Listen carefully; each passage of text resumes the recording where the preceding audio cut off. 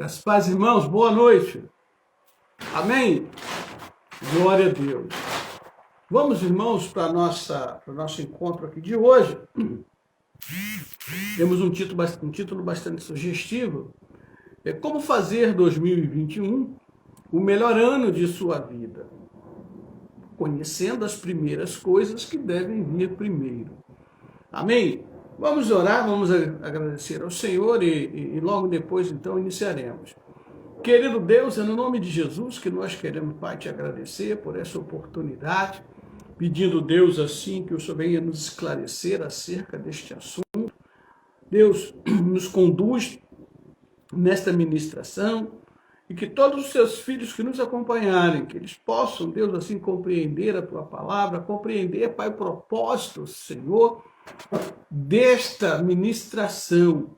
E que venhamos, assim, Deus, nos juntar cada vez mais em número crescente na tua igreja militante, Pai, e assim cumprirmos os teus desígnios.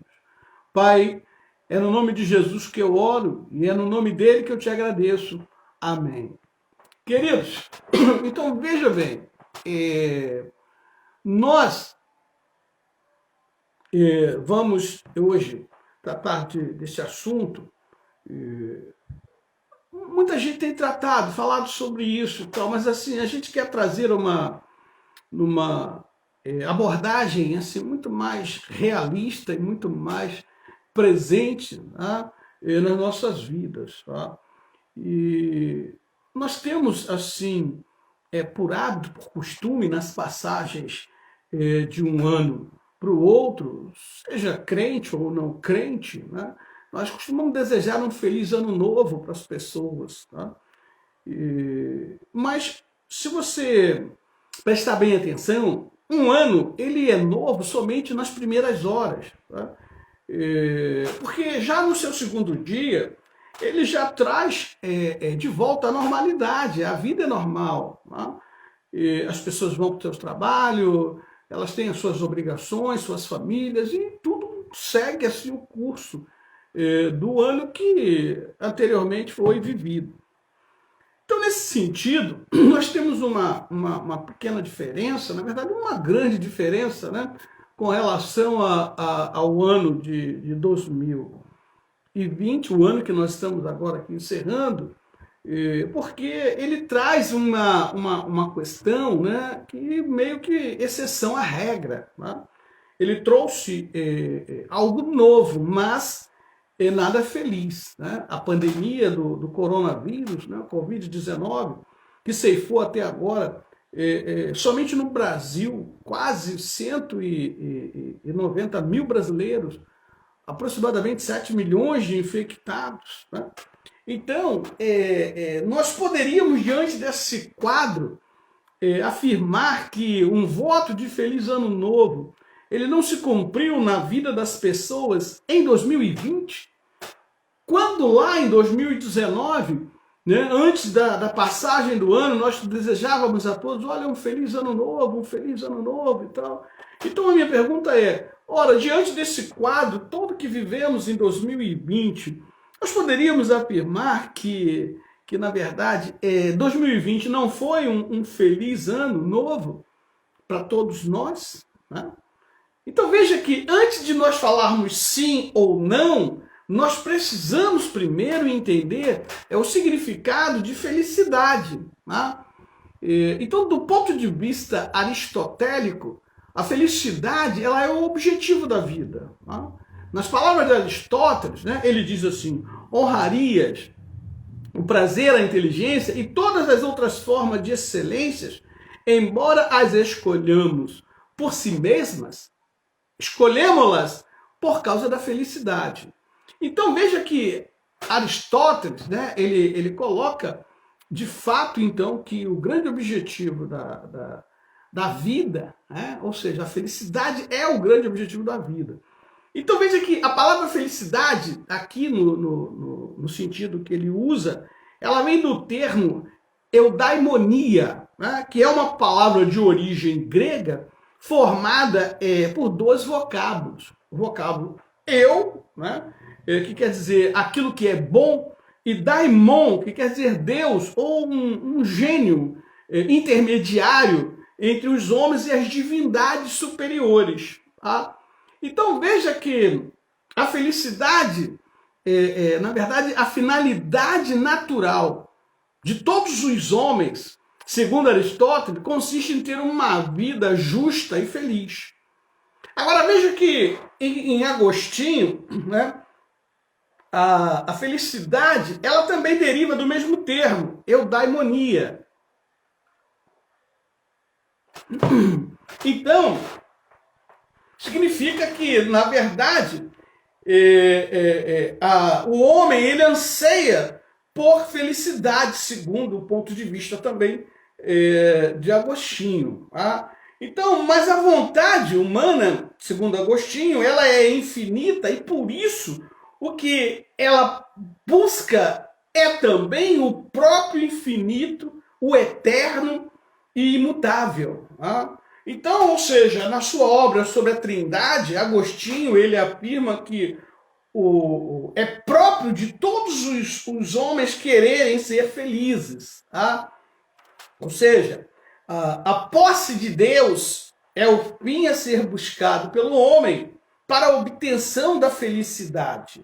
Então, Agostinho ele acreditava que em um Deus perfeito, e este, por sua vez, criava todas as coisas também perfeitamente, então somente ali é que então as coisas, todas as coisas criadas, né, por ele, então elas na verdade comportavam ou comportam um grau de perfeição, né? E por isso são bens relativos, né, enquanto Deus é absoluto. Embora Deus seja completo e perfeito, absoluto, ele criou coisas que elas não são absolutas, elas são relativas, né?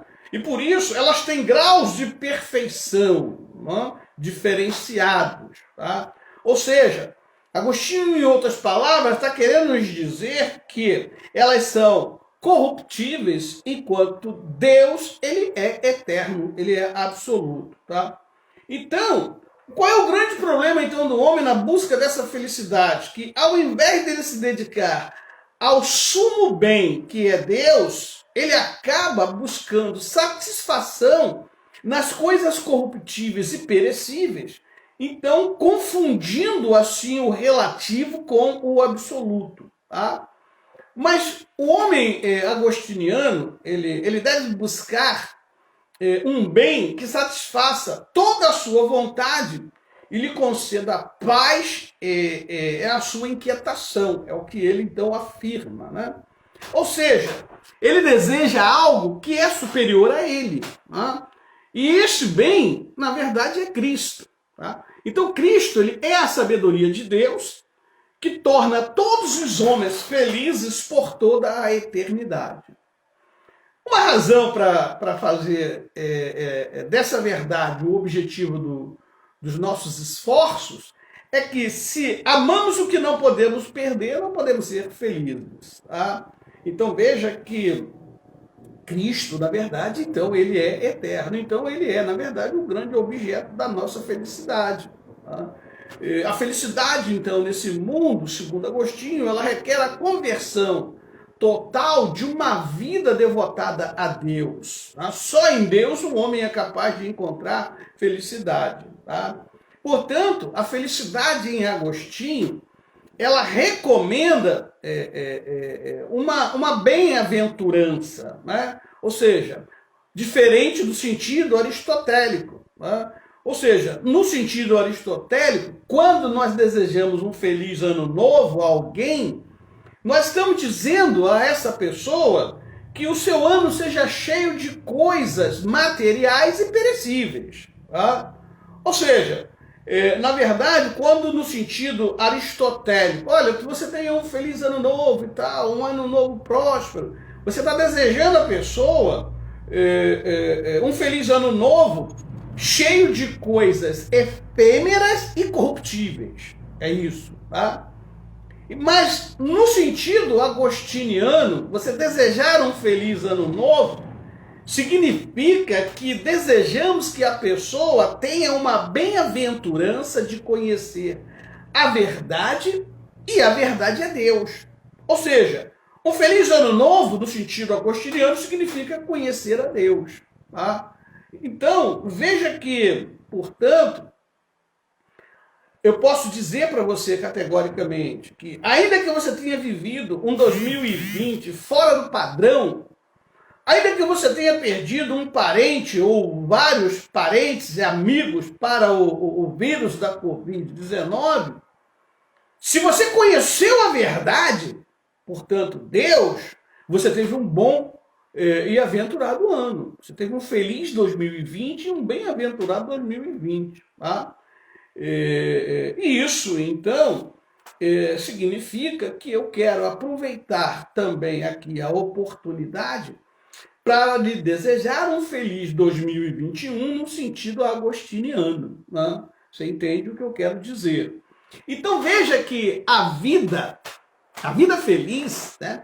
Tudo que o homem mais aspira em todo tempo e lugar, é assim desde os primórdios. Né?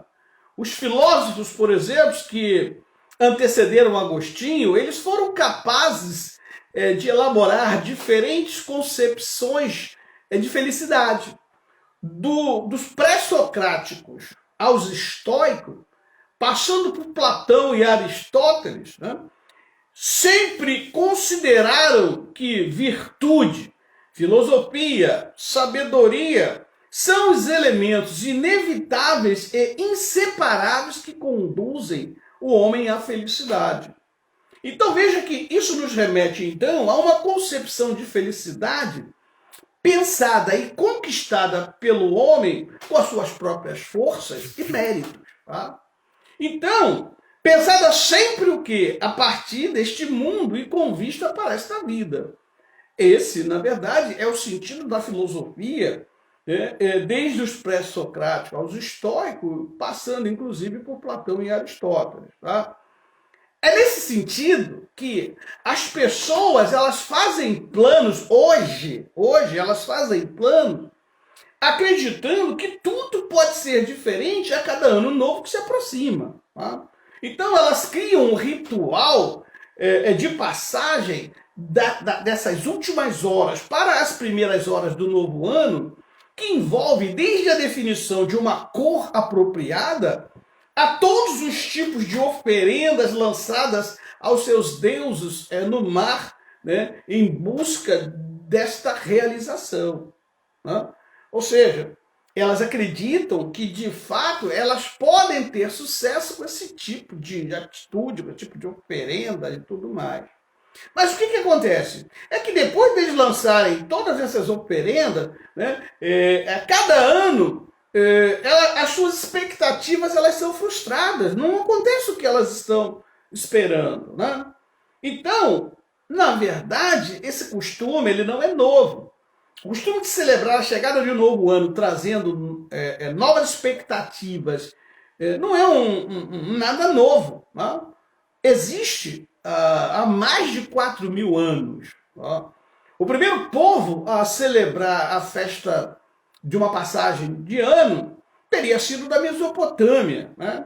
A área que hoje abrange os territórios do Iraque, Kuwait, Síria e Turquia. Né? Então, eles dependiam da agricultura para sobreviver. Então, eles celebravam no fim do inverno e o início da primavera a época que se iniciava, então, uma nova safra de plantação. Com isso, a festa de passagem dos mesopotâmicos, ela não se dava no dia 31 de dezembro, né? Mas sim para o dia 22 de março para o dia 23, tá? Que era o início da primavera lá no hemisfério norte. Agora, mais tarde, com a substituição do calendário juliano pelo gregoriano, isso em 1582, o primeiro dia do ano, então, passou a ser 1º de janeiro. Então, a maioria dos povos católicos, seguindo, então, a orientação do Papa, né, adotou essa mudança imediatamente. Somente em alguns locais em que o protestantismo, né, em que a reforma protestante predominava, né, é que eles, então, não adotaram imediatamente esse calendário. Né? Eles só o fizeram 2 séculos depois, tá? Em 1752. Então, veja que eles comemoravam, então, os protestantes, a virada do ano de março para abril, o que deu origem, então, ao 1º de abril, o dia da mentira. Tá? Então, veja que a chegada, então, do novo ano tornou-se uma festa celebrada no mundo inteiro, por todos os povos e tal, todos os costumes. Né? As pessoas, elas celebram essa passagem de ano, esperando que o próximo ano traga coisas mais interessantes, que melhorem as suas vidas e tal. Muitas religiões, inclusive, fazem cultos especiais para essa passagem, com o intuito de alcançar um ano de prosperidade. Os crentes fazem isso, né? Você vê que quando você pergunta aos irmãos assim, você vai passar o final do ano? Não, vou passar na igreja, não, o culto da virada. Então esse culto da virada, ele traz também um pouco desse misticismo, um pouco dessa simbologia. Não, passei o ano orando na igreja, entendeu? Mas, na verdade, eles não percebem que é um dia como o outro. Você não passa todas as noites na igreja orando, né? O ano inteiro, todos os dias, 365 dias, você não passa na igreja virando. Você deveria, porque, na verdade, 31 de dezembro, o ano é a mesma coisa, não tem absolutamente nada. O que tem é esse sentido místico de que, entrar o ano novo com o pé direito, aquela coisa toda. Misticismo puro isso, tá? Então, queridos, como poderia ser normal, num dia normal e tal, não teria nenhum problema, não acrescenta nada você estar lá no dia 1º. Acrescenta sim, você está todos os dias na presença do Senhor, fazendo o Senhor, sendo a vontade do Senhor, humildemente seguindo a sua palavra, pregando seu evangelho. Isso faz muita diferença, tá? Então, veja que se hoje alguns rituais eles têm por objetivo atrair prosperidade e dinheiro, né? Como, por exemplo, olha, o cara usa amarelo porque amarelo vai trazer dinheiro, usa branco porque branco vai trazer paz, comer lentilhas que vai trazer dinheiro também. Né? Então, há 4.000 anos atrás, né, eles pediam alimentos, eles queriam alimentos e fartura para o próximo ano. Né? Então, chegamos aqui a um ponto que é o meu objetivo principal de hoje, e eu vou então te fazer uma pergunta. Se você é um dos que mantém a esperança de que a chegada de um novo ano pode, de fato, mudar a sua vida para melhor, eu vou te dar uma dica que, de fato, muda e vai mudar a sua vida para sempre. Você vai ter o melhor ano da sua vida. 2021 será o melhor ano da sua vida, inesquecível. Tá? Se você seguir a dica, a forma, o método que nós vamos te apresentar de agora por diante. Tá? Ou seja, eu quero te dizer que existe sim uma forma certa para você mudar de vida e torná-la perfeita. Só quero te lembrar que essa forma, ela não precisa esperar a virada do ano. Tá? Você pode iniciá-la agora, a qualquer momento.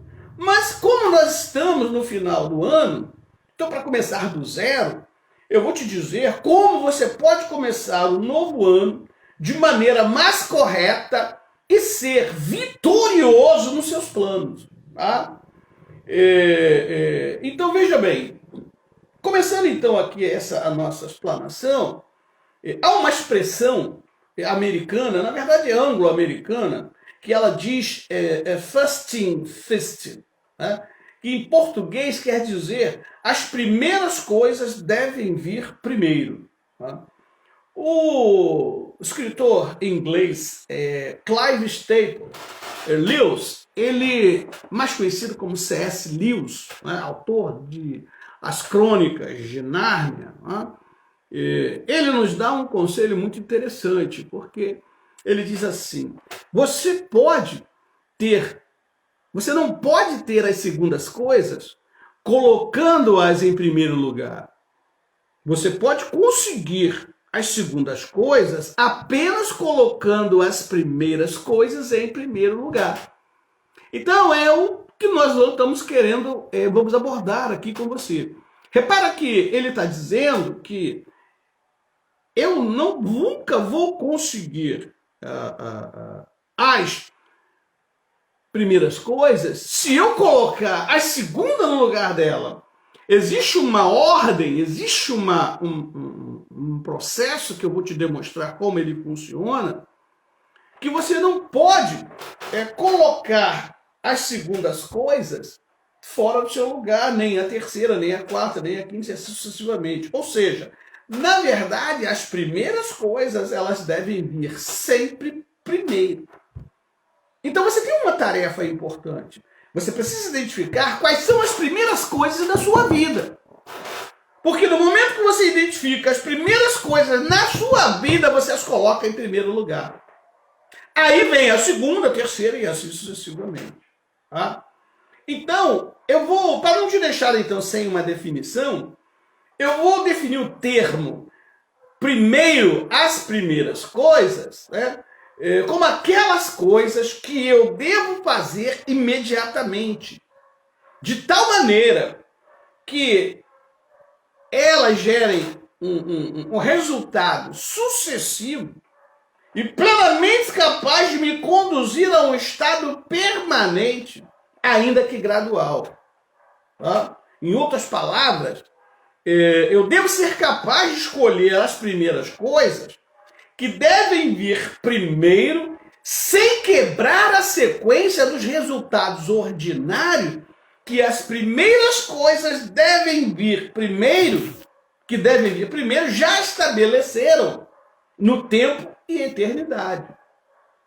Ou seja, eu estou dizendo para você, estou sugerindo que há uma ética contínua e justa, um princípio moral que deve ser conhecido e respeitado, sem o que estamos fadados ao insucesso todas as vezes que tentarmos fazer um plano para obtermos sucesso. Então, o que eu quero dizer com isso?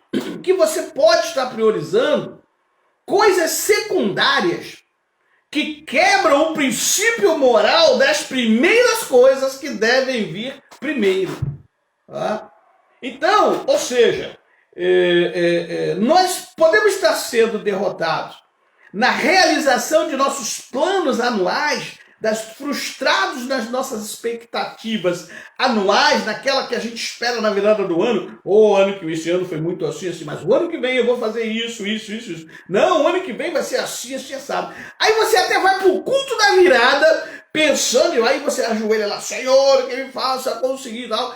Então, veja, mas você de fato, quando faz esse plano, você tem colocado primeiro, as primeiras coisas que devem vir primeiro? Você tem feito isso? Tá? Então, irmãos, o que eu quero dizer é que, embora seja de nossa sabedoria e responsabilidade definir as primeiras coisas que devem vir primeiro, nós somos incapazes de executá-las. E executá-las bem, porque nos afastamos do princípio moral que as governam. Ou seja, você é capaz de eleger, você é capaz de fazer uma lista, você é capaz de identificar as primeiras coisas.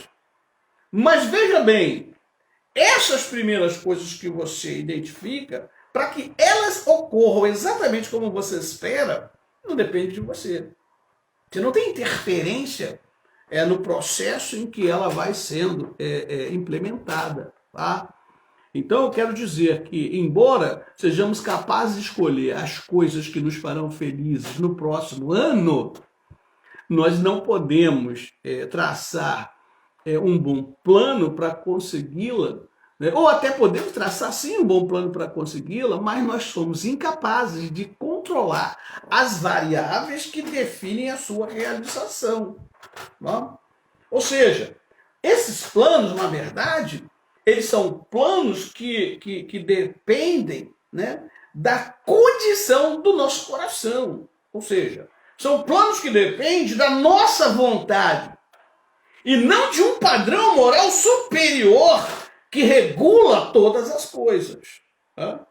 Então, para que cada ano que chegue, né, nós escolhemos, elegemos uma determinada fato, eu quero que aconteça isso, isso, isso, mas o que tem acontecido cada ano? Né? Ou seja, eu não escolhi doença no ano tal, mas aí veio a doença. Por exemplo, você quando passou de 2019 para 2020, você não escolheu pandemia, mas veio pandemia. Você não definiu que um parente ou não sei o que ia morrer, mas morreram. Né? Você não escolheu que sofreria um acidente, mas você sofreu um acidente. Né?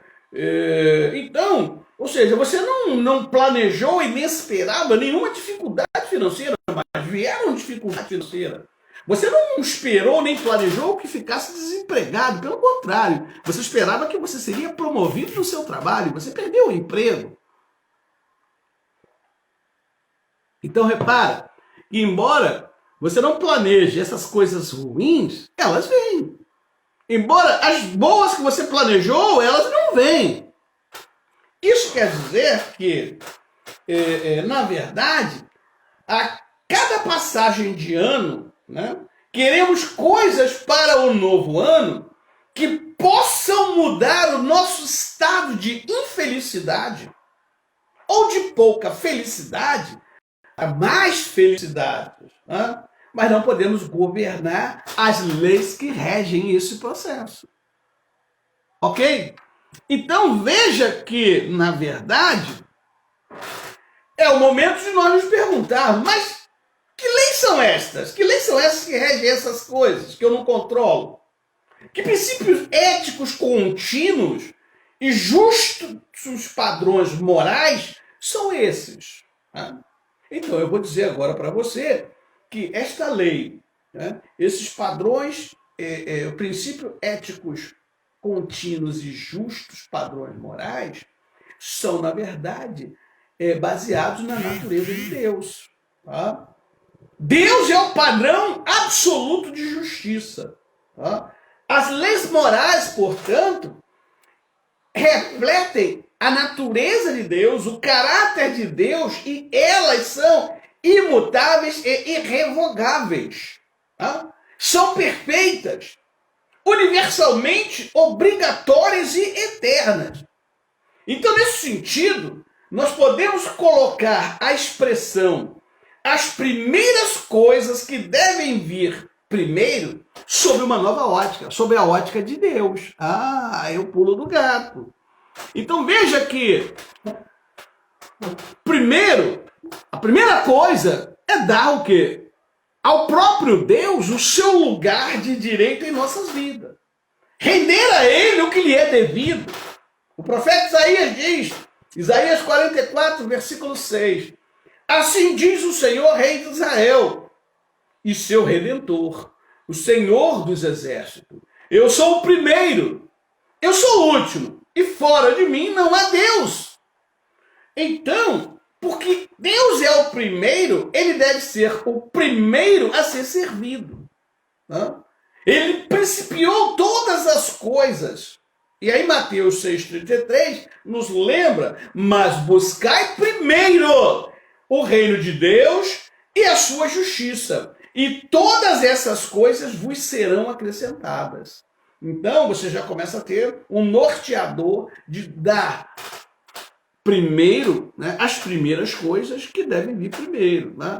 Então veja, então, a primeira coisa que nós devemos buscar é o reino de Deus. Então quando você estiver no seu processo de virada de ano, em que você elencou todas as suas prioridades, para você ter sucesso, você precisa colocar que eu vou buscar em primeiro lugar o reino de Deus e a sua justiça. Tá? Deus, ele é o criador de todas as coisas. Toda a criação, ela é um ato livre da sua vontade. Tá? Por serem criadas, todas as coisas participam da perfeição divina. Né? E a perfeição divina é o bem supremo. Então, amados, logo, todas as coisas são boas por participarem de Deus e todas apontam para o Criador, né, que é o ser por excelência. Então veja que a primeira coisa que nós devemos buscar é o seu autogoverno, o governo de Deus. Eu preciso buscar o governo de Deus para a minha vida. Eu preciso me orientar baseado no governo de Deus. Essa é a minha primeira tarefa. Porque Deus, ele é o único ser absoluto. Todos os outros seres, eles são relativos.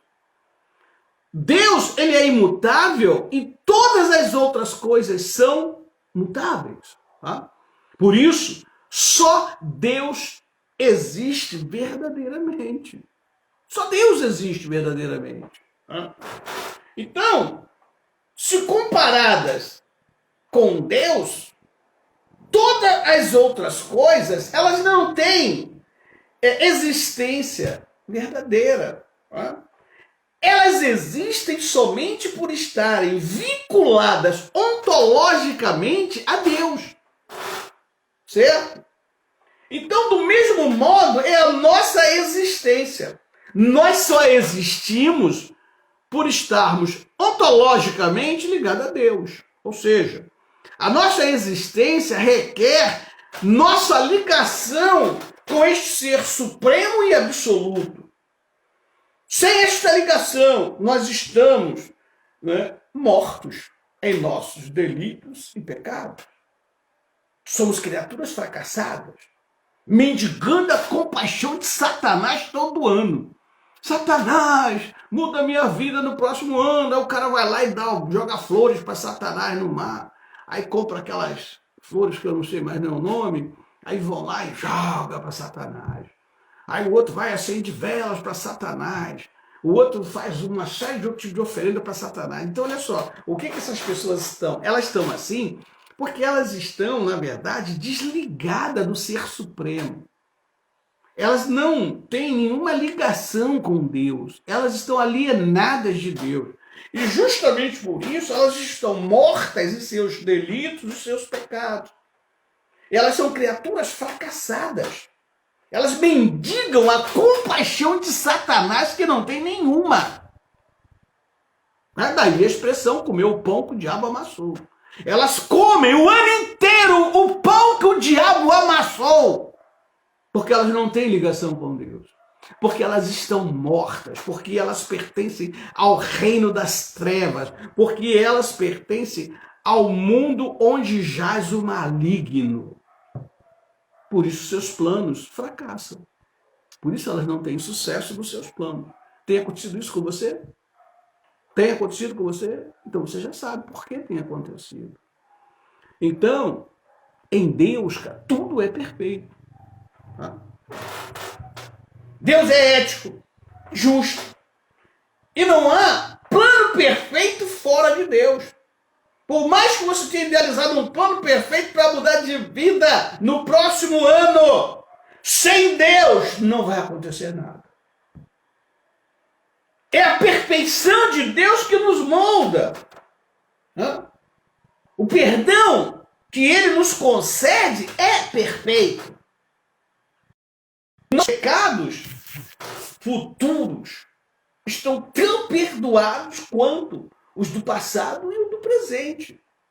Eles serão lançados nas profundezas do mar, conforme Miqueias 7:19. Eles são desfeitos como uma névoa, segundo Isaías 14:22. Então veja que, afastados de nós, quanto dista o Oriente do Ocidente, estão os nossos pecados, conforme o salmista, lá no Salmo 103, no versículo 12, ele nos lembra disso. Então veja que o perdão de Deus, ele é perfeito. E é perfeito para todo aquele que crê que Jesus é o Filho de Deus. Então, é dos seus pecados, ou seja, e dos nossos pecados, jamais me lembrarei. Como diz o escritor, Deus fala em Hebreus 8:12. Então veja que Deus, ele nos dá um novo nascimento, e esse novo nascimento é algo perfeito. Porque esse novo nascimento, ele modifica radicalmente o nosso ponto de vista e as nossas atitudes. Se não mudou o seu, você não nasceu de novo. Tá? Esse novo nascimento, ele é perfeito. Você não precisa nascer de novo 2, 3, 4 vezes. O nascer de novo em Cristo Jesus é uma única vez, porque esse novo nascimento é perfeito. E essa perfeição, ela modifica radicalmente o nosso ponto de vista e as nossas atitudes. Se você não mudou as suas, você não nasceu de novo. Você precisa nascer de novo e com urgência. Tá? Tem que nascer de novo. As suas atitudes não podem ser a do velho homem, senão você não nasceu de novo. Tá? Então, veja que esse novo nascimento, além de modificar radicalmente o nosso ponto de vista e as nossas atitudes, ele inscreve a lei de Deus nas tábuas do nosso coração, como diz o salmista: guardei a tua palavra no meu coração, aleluia. Guardei a tua palavra no meu coração. Então veja que este novo nascimento, ele inclina a nossa vontade a uma santa obediência. Ele enche o nosso coração e a alma de amor por Deus. Cara, se isso não acontece com você, você não nasceu de novo. Você está sendo enganado, você foi batizado, você está na igreja, você foi consagrado, mas, cara, se nada disso acontece com você, você não nasceu de novo. Desculpa, você vai para o inferno. Não quero te enganar não, meu amigo. Se isto não está acontecendo com você, e você já foi batizado, você é graduado da igreja, você vai para o inferno. A menos que você se arrependa hoje e comece um novo ano, priorizando, fazendo com que as primeiras coisas tenham, na verdade, primazias na sua vida. E eu falo isso porque eu te amo. Se Cristo te ama, eu te amo. Se Cristo não te ama, eu não te amo, não, porque eu só amo o que Cristo ama. A gente não pode ser hipócrita. Eu não amo quem Cristo não ama, eu só amo quem Cristo ama. Se Cristo te ama, eu te amo. Mas se Cristo não te ama, eu não te amo. Nós não podemos ser hipócritas. Nós temos que ser realistas com o Evangelho de Deus. Não temos que pôr e mentir. Nós não temos que suavizar as verdades de Deus para acomodar o pecador inveterado, o que não se converteu. A verdade de Deus tem que ser pregada, doa quem doer. Não posso suavizar o Evangelho. Não posso suavizar as palavras de Deus para acomodar um pecador inveterado que diz que é santo. Isso eu não posso fazer. Nenhum pastor pode fazer isso. Então, queridos, repare que esse novo nascimento, ele nos justifica de forma permanente e perfeita. Tá? Em Cristo somos tão justificado hoje como seremos lá na glória, lá na eternidade. E o que é mais interessante de tudo isso é que a totalidade de Cristo, a plenitude de Cristo, hoje nos pertence. Hoje ela já nos pertence. Né? Então veja que a sua completa justiça, ela é imediata sobre nós. As vestes da salvação, elas são perfeitamente adequadas para nos vestir e cobrir plenamente aos olhos de Deus. Somos, por assim dizer, legalmente perfeitos em Cristo Jesus. Isso é bom demais. Então, meu irmão, repara aqui, isso é um fato. As Escrituras, elas revelam que Deus criou o homem para ser feliz, né? No sentido mais pleno, que você possa conceber o estado de felicidade. Então, Deus criou o homem para o homem ser feliz e ter uma felicidade, no sentido mais amplo, mais possível que alguém possa conceber o conceito de felicidade. O homem foi criado para beleza, justiça, alegria, sentido, glória, relacionamentos íntimos e realização plena em Cristo Jesus. No entanto, quando o homem alienou-se do seu Criador, ele perdeu a verdadeira fonte de tudo isso que eu te disse. O próprio Deus. Ele está alienado da verdade. Ele agora vive num mundo de mentira, ele vive num mundo de ilusão, ele vive num mundo onde só tem mortos. E ele passou a ser escravo da vontade dele que está em Satanás. Satanás comanda a sua vida, Satanás comanda a sua vontade. Preguei isso outro dia, aqui num domingo, e eu falava para os irmãos exatamente isso. Os homens de bem, eles se apresentam nas suas cidades, nas suas ruas, nos seus prédios, nas suas moradias.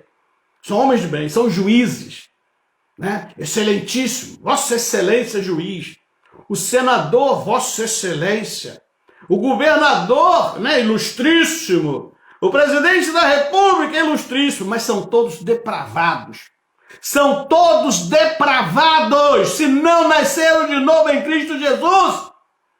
São depravados de uma tal maneira que você vê notícias insuportáveis, governador desviando dinheiro de comprar equipamento para combater a pandemia. E o seu auxiliar pastor também está preso junto com ele, porque roubou o Estado, roubou dinheiro que era para ser canalizado para comprar equipamentos para a população. Todo dia tem busca da Polícia Federal na casa de prefeito, na casa de deputado, na casa de senador, homens que se apresentam como ilustres senhores, mas são depravados, porque não tem Deus. A sua mente, elas são reguladas pela malícia, pela maldade. Médicos que abusam de pacientes. Médicos que abusam, ginecologistas, não sei mais quem, que abusam das suas pacientes. São homens de lustros, são cientistas, são dotados de saber, mas são totalmente depravados porque não têm Deus. Por mais que se apresentem como homens de bens, homens de bem. Eu só conheço um homem de bem, aquele que está em Cristo Jesus. O resto são todos farinha do mesmo saco.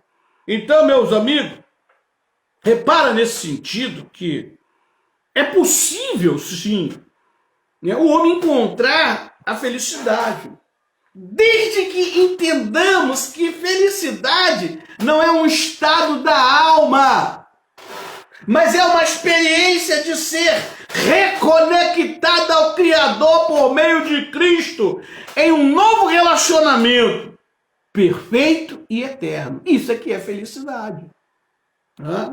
Então, queridos, por isso, por não sabermos, os que não sabem esse significado de felicidade, eles têm fracassados todas as vezes que lançam suas expectativas numa virada, numa passagem de ano. O ano que vem vai ser isso, o ano que vem vai ser aquilo. Não, agora o ano que vem eu vou mudar de vida. O ano que vem eu vou fazer isso. Não muda nunca, irmão. Nunca, nunca. Por quê? Porque as suas expectativas, elas saem do seu coração. E o seu coração está petrificado, o seu coração está podre, né? O seu caráter está totalmente corrompido. Então eles fazem planos que são oficialmente contraditórios com a verdade de Deus, com a lei de Deus que simplesmente dirige todo o universo. Por isso eles fracassam, né? Então planejamos a felicidade e não alcançamos, porque não sabemos o que é felicidade, de onde ela vem, né? E o que é mais terrível, né? Mais horrível de tudo isso, né, é o pecado. O seu efeito é petrificador. Né? Ele faz com que o homem sem Deus se entregue com avidez a toda classe de impureza. Então o homem age o tempo todo por lascívia. Ele perde a decência e a vergonha, como esses que nós temos visto por aí. perderam a decência, eles perderam a vergonha. Né? Eles ridicularizam as suas próprias famílias. Né? Então, irmãos, desligado de Cristo, o homem realiza tudo isto pela insaciável avidez dos seus desejos, que são corrompidos. Né? A futilidade que caracteriza a sua vida, a sua mente sem Deus, é o produto de um grandioso obscurecimento da alienação da própria vida que emana de Deus. Eles não têm vida. Eles estão alienados de Deus. Então, se esse é o seu caso, para que os seus planos deem certo em 2021, para que você tenha um ano inigualável, para que você tenha um ano de sucesso, um ano extraordinário, inesquecível, o melhor ano das suas vidas, em 2021, você precisa nascer de novo. Você precisa nascer de novo. Você precisa se despojar dessa maneira de viver. Assim como você se livra da roupa velha. Né? Então você deve vestir uma nova roupa. Você deve vestir uma nova... você tem que ter uma nova maneira de se vestir. Então você precisa se vestir da justiça e da santidade de Deus. E isso só é possível, né, em Cristo Jesus. Ah, mas eu já nasci. Eu estou numa igreja. Eu sou até ministro. Eu estou lá na igreja já há 20, 30 anos. Cara, então eu vou te dizer uma coisa. Está dando tudo errado na sua vida. Você não tem encontrado a felicidade. Os seus planos têm sido frustrados. Então, meu amigo, você precisa aprender mais de Cristo do que sobre Cristo. Vou repetir para você entender. Se você já é nascido de novo, entre aspas, você se considera nascido de novo. Eu estou na igreja há 30 anos, eu conheci vários pastores, eu já fiz isso, eu já fiz aquilo, eu sou até pregador da palavra de Deus. Eu evangelizo todo mundo, mas, cara, nada na sua vida muda. Você continua, né, mendigando as sutilezas de Satanás. Então eu vou te dar uma dica. Você precisa aprender mais de Cristo do que sobre Cristo.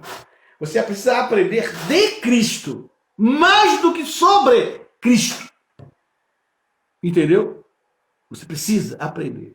Só se aprende mais de Cristo do que sobre Cristo quando você está numa igreja verdadeiramente evangélica. Numa igreja que prega o evangelho da cruz. Numa igreja que prega o evangelho da transformação. Numa igreja que prega o evangelho que não envergonha, conforme Paulo diz aos romanos, não me envergonhe do evangelho de Deus, porque é poder de Deus para transformar toda e qualquer criatura. Eu estou te dando uma dica de como você vai ter um ano inigualável, de como você vai ter um ano inesquecível, como é que você vai conseguir o melhor ano da tua vida. Então, você tem que começar a me ouvir, você tem que começar a buscar, abrir o coração, os olhos, os ouvidos, para que o Espírito Santo possa ministrar essa verdade no seu interior. E a partir de hoje, você já começa a programar o melhor ano da sua vida, que é 2021. Entende? Então, quando vierem as coisas secundárias que têm impedido de você colocar as primeiras coisas em primeiro lugar, né, você já foi transformado. Aí agora, opa, Satanás, não vai me enganar não, Satanás. Tu tem me enganado 20 anos. Tu tem me feito colocar as coisas secundárias no lugar das primeiras coisas que devem vir primeiro. Mas agora não, porque Cristo Jesus tem me orientado, porque em Cristo eu posso todas as coisas, e agora eu consigo identificar as coisas secundárias. As coisas secundárias, elas não podem vir no lugar das coisas primárias. Então, começa a entender que agora a transformação que Deus, o seu evangelho, a palavra dele está fazendo em você, você é capaz de identificar as coisas primárias, as primeiras coisas que devem vir primeiro, e não as secundárias como você tem feito todos os anos na tua vida. A justiça de Deus, ela conduz nossas vidas às suas predestinadas realizações. Deus até tem predestinado coisas maravilhosas na tua vida, mas você não consegue saber as coisas primeiras que devem ser priorizadas. Você ainda não conseguiu identificar as primeiras coisas que devem vir primeiro. Então, as predestinadas realizações que Cristo já estabeleceu na tua vida antes mesmo da fundação do mundo, elas não têm acontecido porque você está priorizando as coisas secundárias no lugar das primeiras coisas que devem vir primeiro. E a primeira delas é buscar primeiramente o reino de Deus e a sua justiça. Então, querido, tanto o despir-se do velho homem, quanto o vestir-se do novo homem, são as primeiras coisas que primeiro devem ser feitas. Por isso devemos fugir do evangelho de oba-oba, do evangelho que é pregado através de todo tipo de artes, representações, representação do imaginário popular.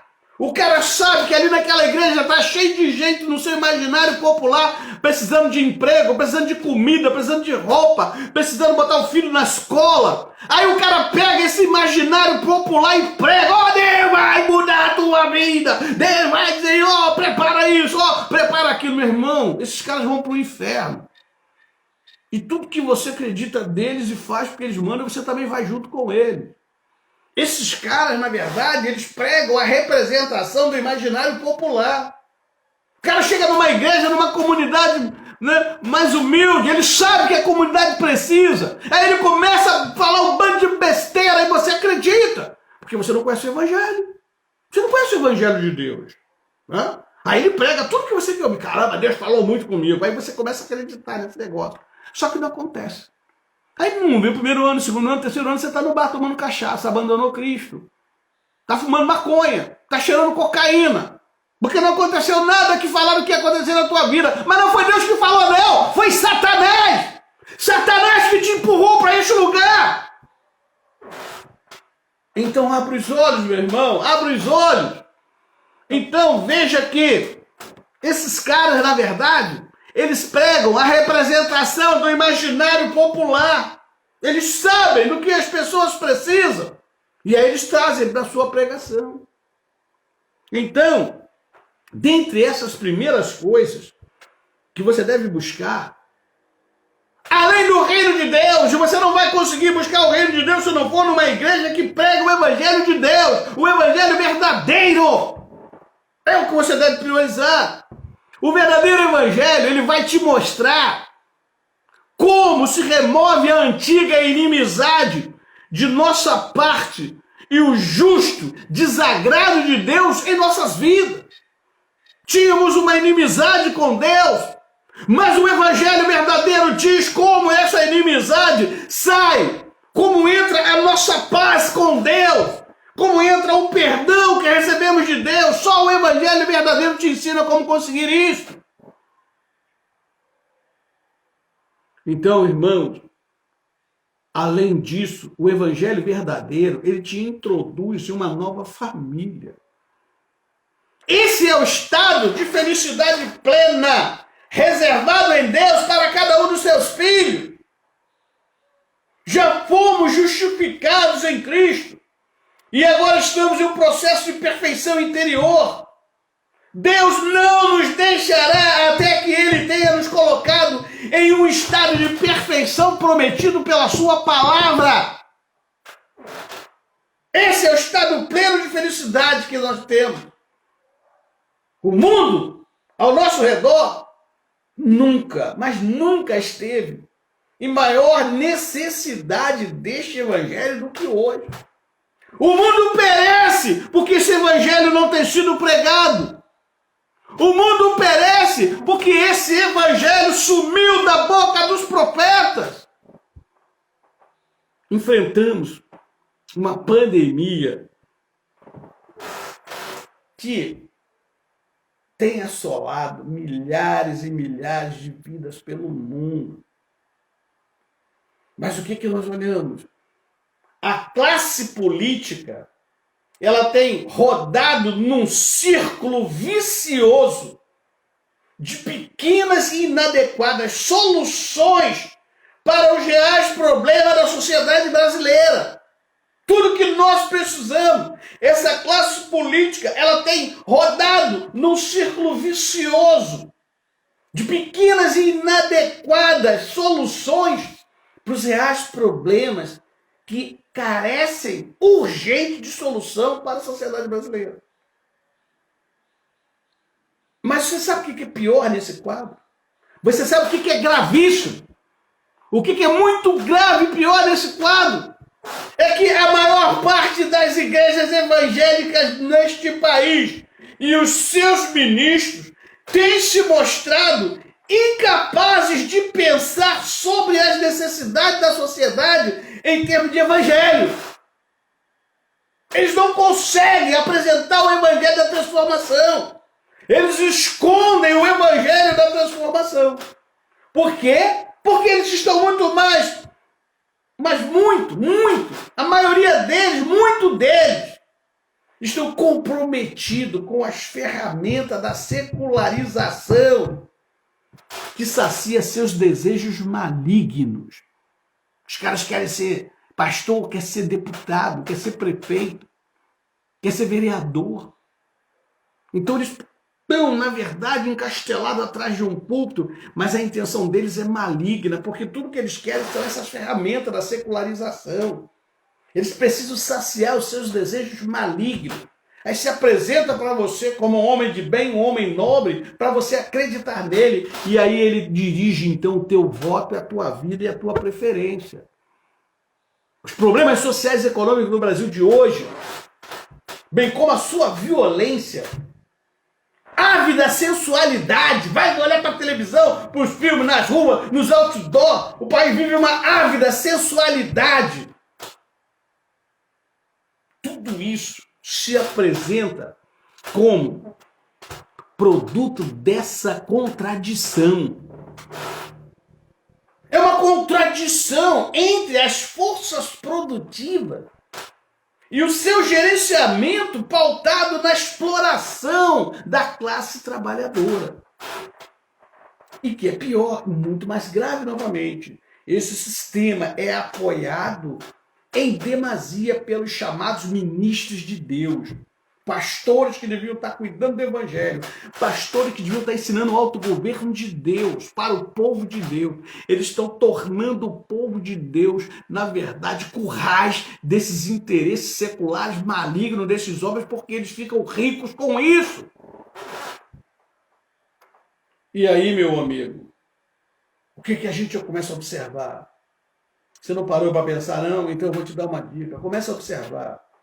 A pandemia, ela mais parece uma severa voz do céu, apontando para que possamos ver que estes são os amargos frutos de uma sociedade corrupta e maligna como a nossa, que é defendida, que é encabeçada, que é forjada também por pastores que se dizem ministros de Deus e que te confunde e que te faz sustentar um projeto maligno como esse que está no país hoje.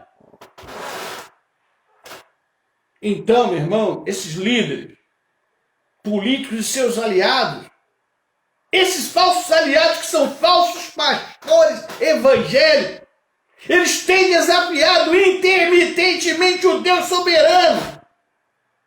Eles estão desafiando intermitentemente o Deus dos céus, Criador de todas as coisas. Mas eles não estão percebendo um fato gravíssimo. Eles não estão percebendo um fato gravíssimo. Deus está proclamando dos céus. Como? Através de uma trombeta. O seguinte termo. Aqui está o que se tornou o seu mundo sem o evangelho do meu Filho Jesus Cristo. Vocês quiseram viver sem Deus? Agora desfrutem das consequências. Comam dos seus frutos se puderem.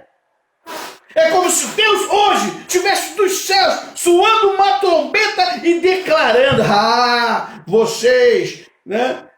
Aqui está o que tornou esse mundo de vocês. Vocês baniram o meu evangelho. Vocês baniram o meu evangelho das igrejas. Vocês estão banindo o meu evangelho das igrejas. Vocês estão pregando historinha de homem. Vocês estão pregando imaginário da população. Vocês estão colocando na boca do povo o que o povo quer ouvir de vocês. Dizendo que sou eu, mas não sou eu não. Então, olha só o mundo que vocês transformaram porque tiraram o meu evangelho dele. Olha o mundo que está aí. Vocês tiraram o meu evangelho desse mundo.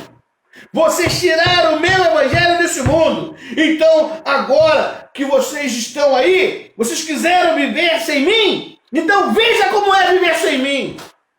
Então agora desfrutem das consequências e coma desses frutos malignos que vocês mesmos produziram quando me tiraram da pregação, quando tiraram o meu evangelho dos púlpitos.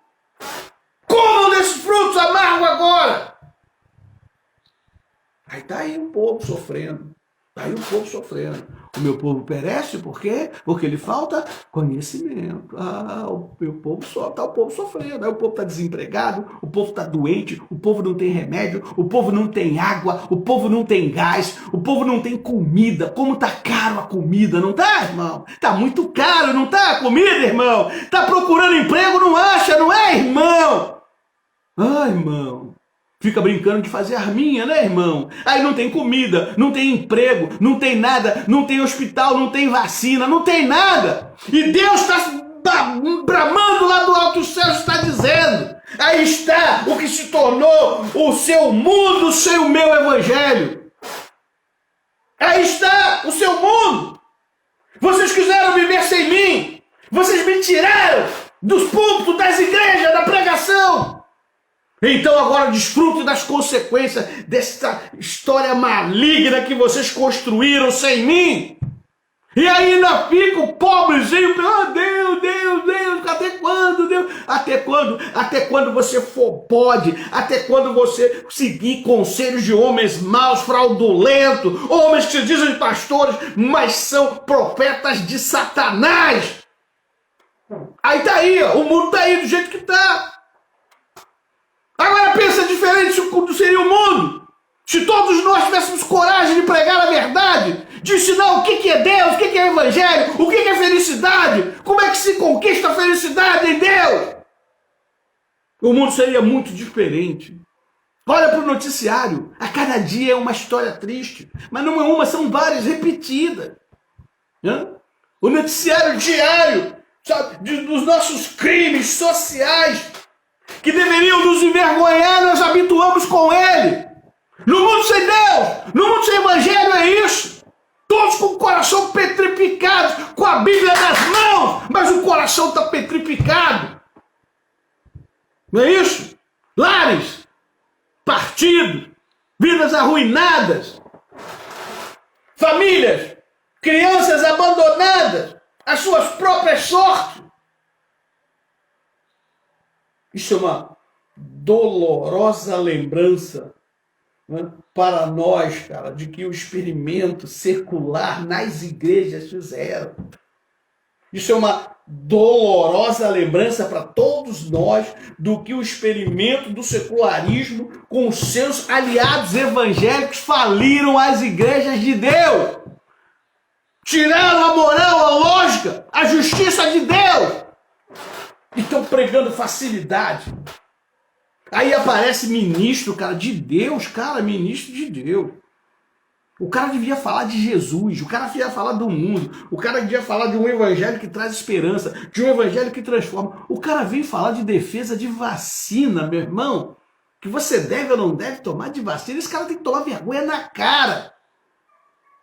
A mão de Deus vai pesar sobre ele. Você vai ver. São fascínoras, são impostores, fraudulentos. E aí tá aí o mundo sem Deus, perecendo, vivendo do jeito que tá.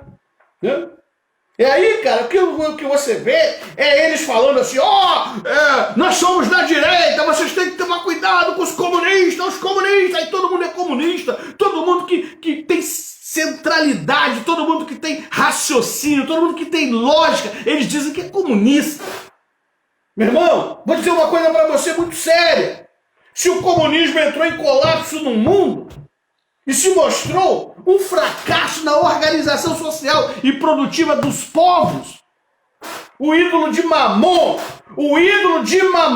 que é o capitalismo, tem fracassado por todo o mundo em resolver os problemas da humanidade. Também, um é tão fútil quanto o outro e precisam ser derrubados para dar lugar ao autogoverno de Deus. O autogoverno de Deus se dá quando nós ensinamos o Evangelho, quando nós pregamos a verdade em Cristo Jesus. Aí o homem é transformado, cada homem transformado implanta em toda parte do mundo o autogoverno de Deus, porque agora as nossas mentes são comandadas por Deus, os nossos sentimentos vêm de Deus, a nossa esperança vem de Deus, a nossa fé vem de Deus, a nossa crença vem de Deus, não vem de político, não vem de partido, não vem de ninguém. Então, quando pregamos o Evangelho, nós proclamamos o autogoverno de Deus. Mas os caras estão substituindo o autogoverno de Deus pelo governo dos homens. Aí tá aí. Briga, um país dividido, uma sociedade dividida, uma sociedade de miseráveis, como é aqui a nossa, está dividida. Uma sociedade de miseráveis, que não tem dinheiro para comprar gás, não tem dinheiro para comprar água para beber. Aí fica todo mundo dividido, um degladiando com o outro. E Deus, cadê Deus? Porque os pastores, impostores, baniram o evangelho da igreja, baniram a verdade de Deus. E aí nós estamos aí, perecendo, todos nós. Queridos, eu vou te dizer uma coisa. O evangelho de Deus, o evangelho verdadeiro, é a única esperança para reverter essa sociedade perversa e distorcida. O evangelho de Deus, o evangelho verdadeiro, é a única esperança que a humanidade tem para reverter essa sociedade perversa e distorcida. Lembra dos bárbaros? Como é que os bárbaros foram dominados, se não pelo evangelho de Cristo? Lembra dos imperadores algozes? Lembra? Foram dominados pelo evangelho de Cristo. Lembra dos homens que escravizavam os homens de toda a Europa? Foram dominados pelo evangelho de Cristo. Então, meu irmão, o evangelho de Cristo, o evangelho da verdade, é a única esperança para reverter essa sociedade perversa e distorcida. As almas miseráveis e atormentadas dos homens estão perecendo por falta de atenção. Por falta de atenção à mensagem de um livre perdão. Uma nova esperança em Cristo, através da sua cruz. Nada senão o glorioso evangelho do bendito Deus pode adoçar as amargas águas da vida moderna que estamos vivendo hoje. Dessas igrejas impostoras, antro de feitiçaria, antro de feiticeiros, homens malignos, que se apresentam como se fossem homens de Deus aconselhando o povo. Ah, Jesus, mas Jesus está vendo. O Senhor está vendo. A mão dele já está sobre este país, sobre este mundo. Vocês virão mais ainda. Não se assuste. Não busque felicidade nesse mundo que perece. Não busque felicidade na conversa desses homens malignos que são comandados, na verdade, todos cavalos de Satanás. Então, irmão, nada senão o glorioso evangelho do bendito Deus pode adoçar as amargas águas da vida moderna que estamos bebendo. Nada menos do que o Salvador e o seu sangue purificador pode deter a onda de crime violento e ameaça ruptura de cada instituição pelo mundo. O mundo está vivendo uma eclosão de levante. Vocês vão perceber isso. A pandemia não tem mostrado. Mas vocês vão perceber, o mundo vive uma ameaça enorme de ruptura em cada instituição social. Porque o evangelho não tem sido anunciado. O evangelho não tem sido pregado. Somente em Deus, por meio do seu evangelho, podemos declarar um feliz ano novo em 2021. Você quer um ano feliz em 2021? Você quer um ano de prosperidade em 2021? Volte-se para Deus. Volte-se para Deus. Porque somente em Deus nós temos essa riqueza e essa felicidade. A despeito dos vizinhos que contam seus mortos. Até porque se nós também morrermos, para nós é lucro. Como o apóstolo Paulo nos ensinou. O morrer, para mim, é lucro. Mas o viver, para mim, é Cristo. Então não há nada que nos abale. Não há nada que nos tire da centralidade do caminho da fé em Cristo Jesus. Então, somente em Cristo Jesus, somente com uma visão do Evangelho de Deus, somente com a palavra de Deus no coração, nós podemos desejar um feliz ano novo, um feliz e próspero 2021, porque a felicidade do homem está em conhecer Deus. Se você conhecer Deus, ao final deste ano, no início do outro ano, até no meio do outro ano, o ano é próspero para você. Se você conhecer Deus de verdade, você terá um ano bem-aventurado. Então, irmão, para realizar esse ano bem-aventurado, para você e muitos como você conhecer Deus, nós precisamos pregar o Evangelho intensamente ao longo de 2021. Nós precisamos pregar a verdade, não tenha medo de homens. Não tenha compromisso com homens corruptos, malignos. Que na tua frente é um, mas por trás é outro. Então, irmão, portanto, nós temos uma missão. Portanto, nós temos aqui uma ordem imperiosa. Ide, fazei discípulos de todas as nações, batizando-os em nome do Pai, do Filho e do Espírito Santo, ensinando-os a observar todas as coisas que eu vos tenho mandado. E eis que estou convosco todos os dias até a consumação dos séculos. Mateus 28, 18 e 20. Aleluia. Você compreendeu, meu irmão? Então, querido, para fechar e terminar, para você ter um ano abençoado, para você ter o melhor ano da sua vida, para que 2021 seja o melhor ano de toda a história da tua vida, você precisa colocar primeiro as primeiras coisas. Você precisa colocar primeiro as primeiras coisas. E a primeira coisa é o reino de Deus. Volte para Deus. Converta-se ao Senhor. Converta-se ao seu evangelho. Se necessário, busque uma igreja que pregue de fato a verdade, que fala de Jesus, que não tenha compromisso com os homens, que não tenha compromisso com a ética de homem, mas com a ética de Deus, com a justiça de Deus somente. Deus assim o abençoe. E tenha um feliz ano novo, um feliz 2021, no sentido agostiniano. Amém?